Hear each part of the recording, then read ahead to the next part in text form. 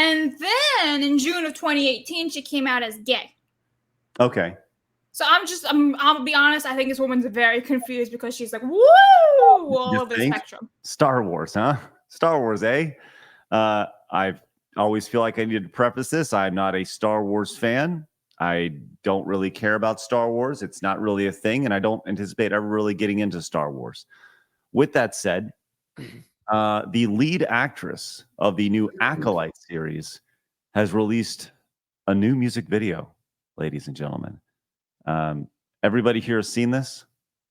Yes? Unfortunately, yes. It is, yeah. Oh my gosh. You sent me this clip beforehand, and you preface it with like the head of Star Wars is complaining about being like discriminated against in a song. And here I am thinking like it's one line in the song or something like that, you know.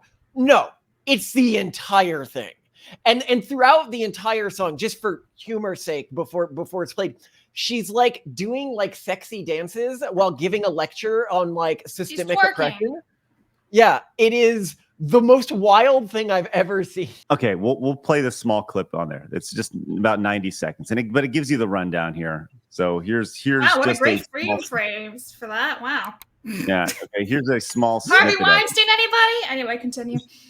There we go. And now you're listening. I'm gonna tell you something fascinating. Pay attention to the words on the bottom. Spin a book, bastardize it and appropriate it. Let's start a clock. Malcolm's literally laughing right now. But she's sitting there like doing sexy dances in front of like it feels disrespectful to like even like the cause of like civil rights to me. I like imagine like a Martin Luther King in the background or something, and then in front of him is just like a bunch of like sexy women twerking. Like, oh my gosh, the Boondocks episode where Martin Luther comes back. I don't know if you guys saw that one, but this gives me hard vibes from that. This chick gave that kid the tumor. It's not a tumor. They're throwing tomatoes at the screen. Oh, that's horrible. Oh, stop, guys. Come on now. You know, it's actually funny because she's in there, and there's one thing that I can actually agree with is that kids aren't trusting anything, and the journalists are not telling the truth anymore, and that's kind of true. Hey, she's right about that. They're not telling the truth. Imagine being a leftist and like thinking the media is against you. Right? I know, it's amazing. It's amazing. Hey, how old is this actress, Blabs? She was born in 1998, so she would be 2 years younger than me, so 26. Okay, so she's 25, 26 years old. Let's go and hear this last chorus here really quick, and then we'll see exactly kind of what happens and where this goes, because this is where things could really hit. She's been taking this for 400 years, by the way. She looks great for her age. Great. She should be just bones and like withering away, but you go, girl. What's your skincare routine? Let me know. Here we go. No, she does have great skin.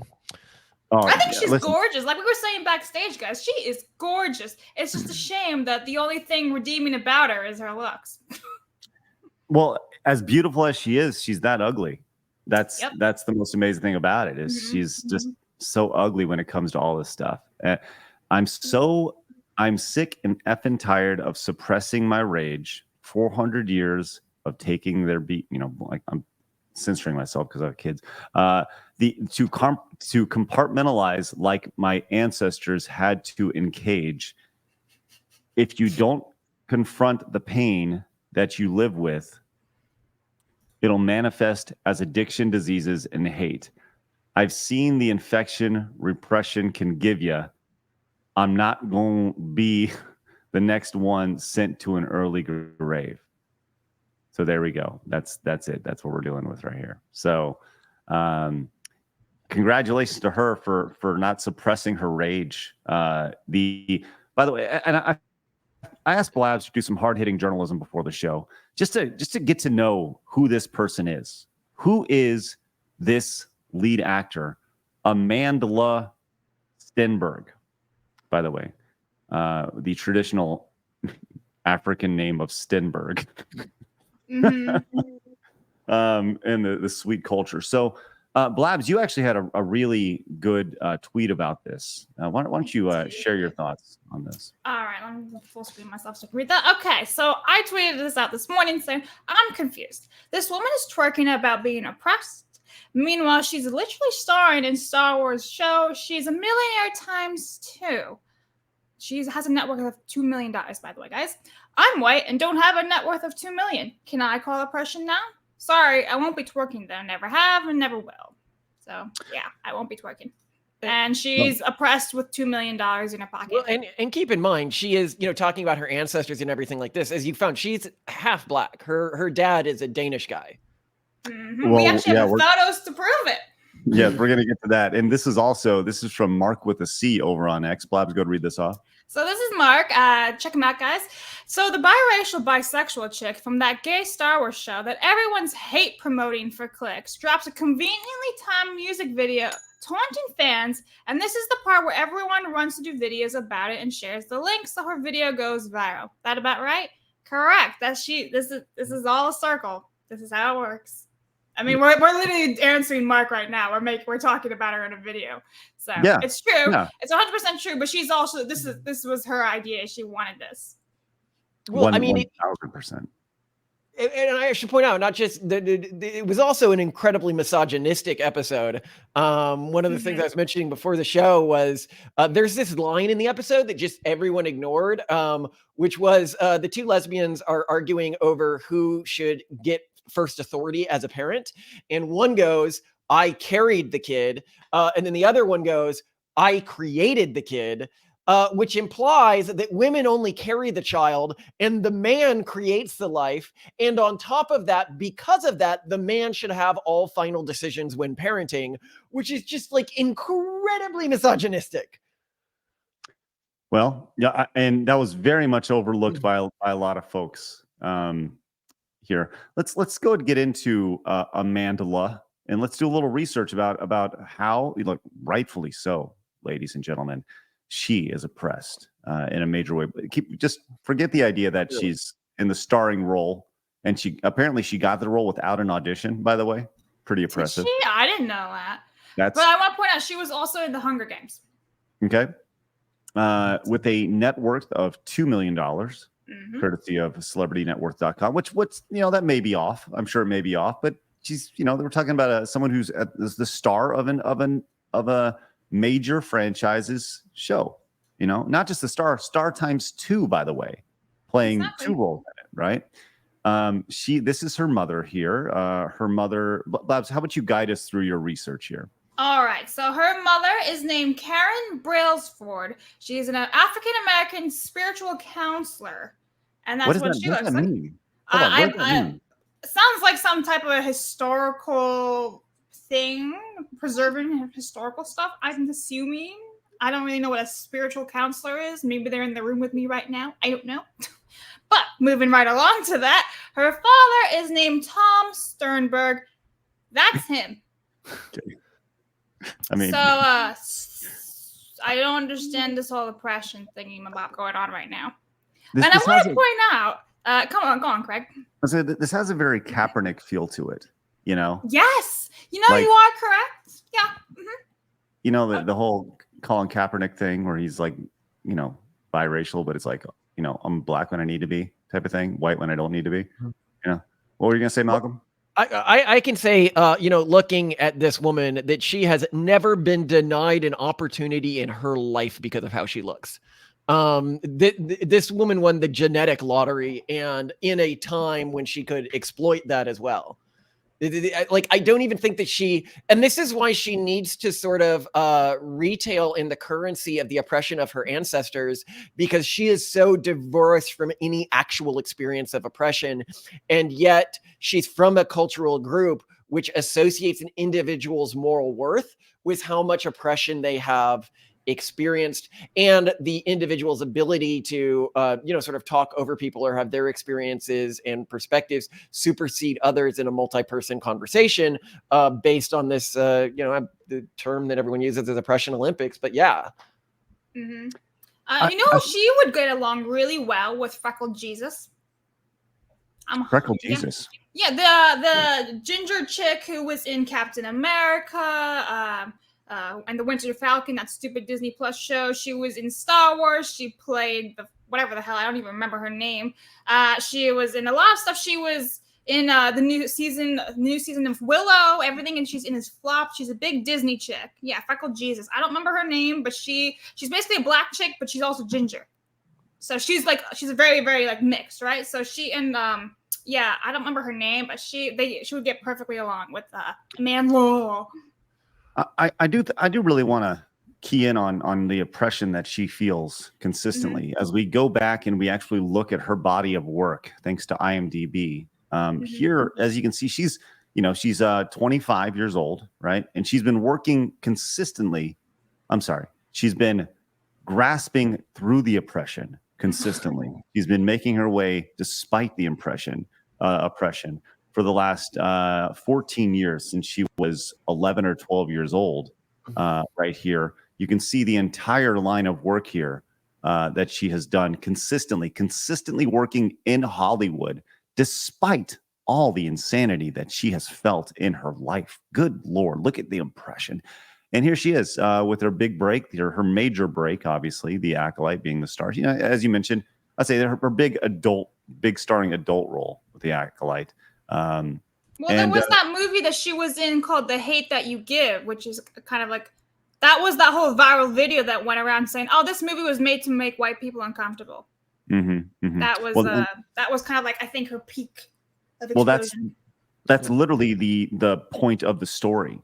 Of the rap. That's why she wrote the rap, was the viral clip that was put around there. And that's the first verse of the video, which we did not share. But hey, good on Amandla for fighting through the oppression and being so successful despite the man constantly holding her down. Way to go, Amanda. I kind of want to further on like her heritage here, because she's crying and screaming about oppression, but her grandmother is from Greenland during the Danish colonial times, and her grandmother was a radio personality / singer from Denmark who actually sang in the World's Fair in 1964 in New York. So talk about oppression when you're actually singing in a big ass fair like that, right? Wait, hold on, just to further something Malcolm said. So she wins the genetic lottery. She's absolutely beautiful, right? We're talking about a beautiful woman here who has talent literally flowing through her veins, right? When it comes to the ability to sing and act, and she has everything going for her. She has parents who grew up, relatives in the entertainment industry, right? Who clearly have connections, who may or may not have helped out along the way, right? And despite all that, the oppression that she's felt, she's still been successful. Way to go, Amandla. Way to go. Go ahead. By the way, I'd also love to elevate here 2 points. One is I'm actually glad to see this, because The Acolyte is burning up on re-entry right now. Everyone knows it's terrible, and it could really damage the careers of a lot of actors involved in it. So it's glad to see that this isn't happening to a good person, because actors can have viewpoints that are different from, I am sad to see the Squid Games guy. He seems like he's probably a righteous dude getting attached to this, for example, but at least we know the lead, deserves everything that's going to come in terms of the fallout of the Acolyte debacle. The second is, and I want to elevate this, is while we can look at people who play these sorts of cheat codes to, build systemic advantage over other people and then gloat about it, history is not going to see the type of stuff she's doing. Somebody who's clearly in an advantaged societal position, pretending that she wasn't. History is going to look really critically at individuals like this. And people like her are almost never really happy with their lives in the moment, because they need to feel the oppression, to like, I believe that she genuinely believes that she's living in this world of like constant oppression, because she is reflecting that emotional state back upon herself to justify her immoral actions.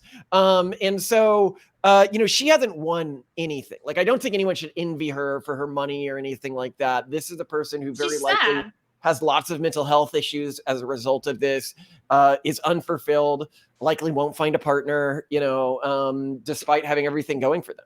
To further this home, though, with this goes back. This is an article from 2015. I don't know if you recall this or not. Blabs, walk us through this article. This is from when she was 16 years old.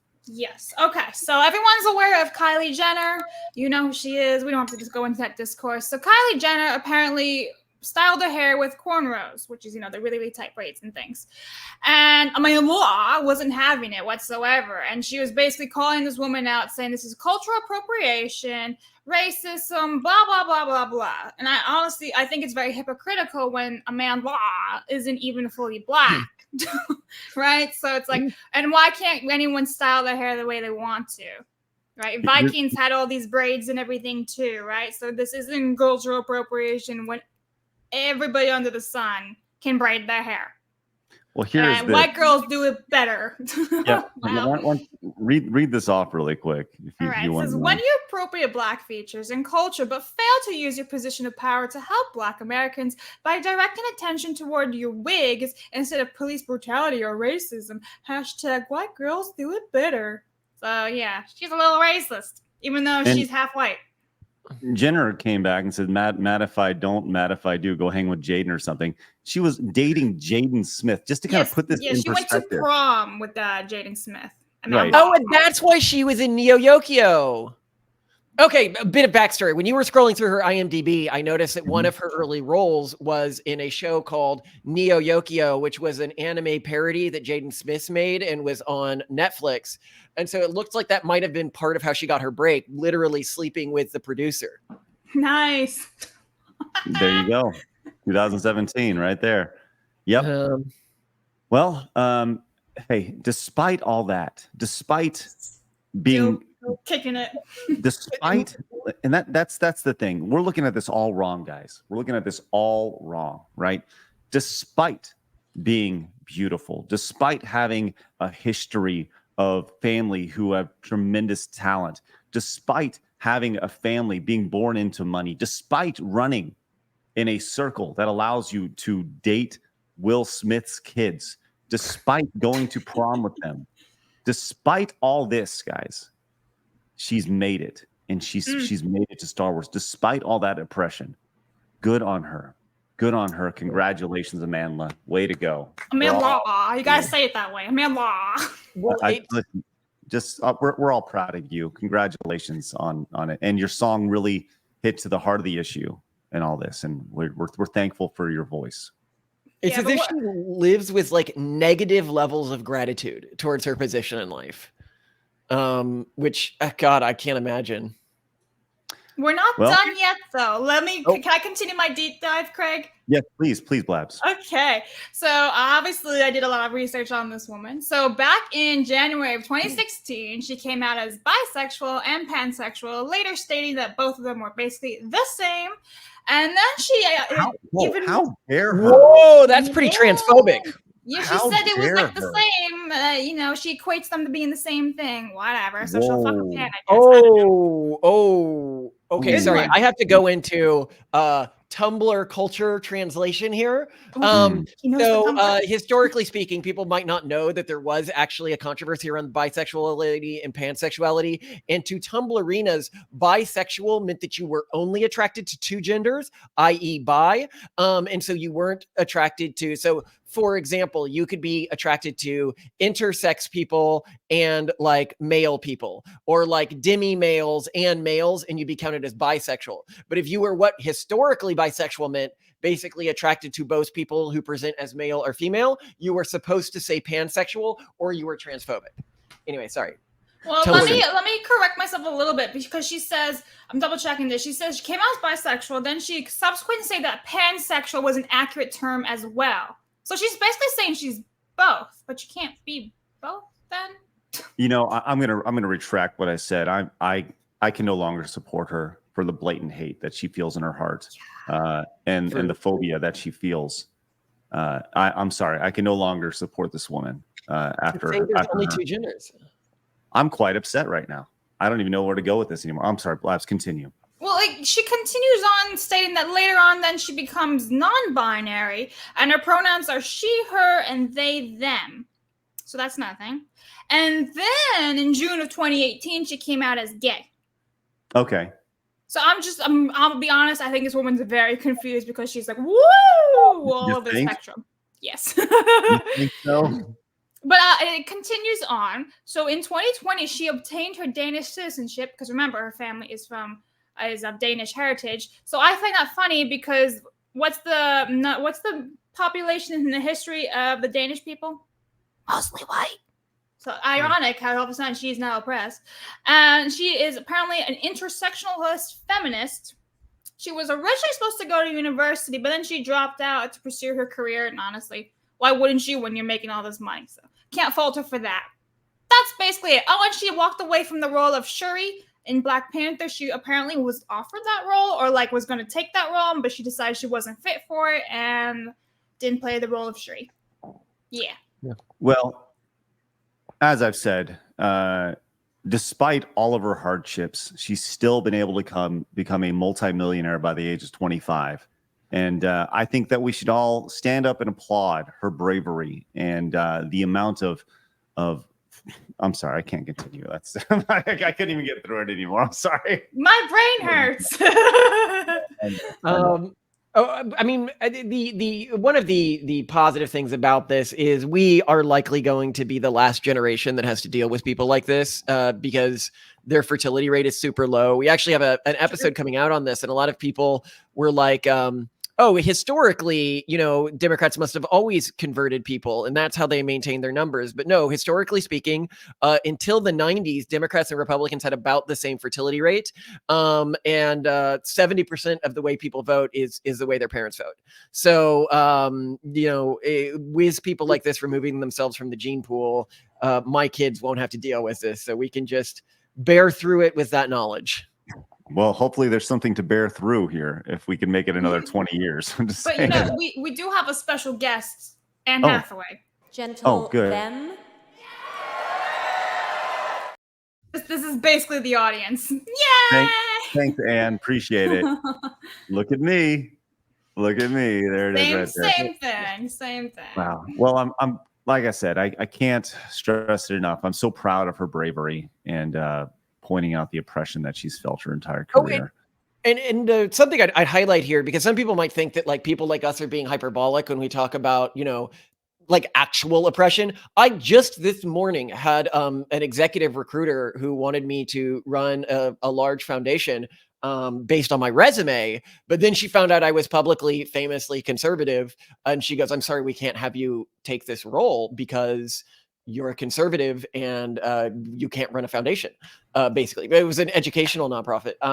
And I'm like, well, I run an educational nonprofit. But she's like, yeah, but not, this one. And so I think that people may not fully contextualize it. People really are losing jobs. We had a donation that was going to go to us, $1 million for one of our companies, not a donation. What am I looking for? An investment, be pulled because we're publicly conservative.